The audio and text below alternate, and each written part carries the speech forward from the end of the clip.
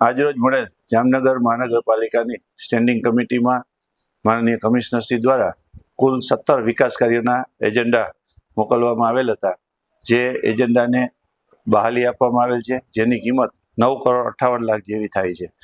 આ કામની અંદર રોડ રસ્તાના, વોટર વર્ક્સના, આરોગ્યને લગતા તમામ કામોને બહાલી આપવામાં આવેલ છે, જેની કિંમત 9,58,00,000 જેવી થાય છે।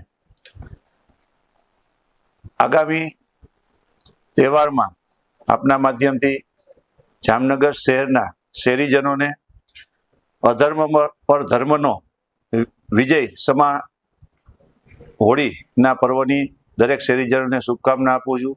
તેમજ ધૂળેટી એટલે પ્રેમ અને ભાઈચારાનો તહેવાર, એ દરેકના જીવનમાં જે એમના દુઃખો છે તે હોળીમાં દહન થઈ અને તેમની બધી મનોકામના પૂર્ણ થાય તેવી આપના માધ્યમથી શુભકામના પાઠવું છું।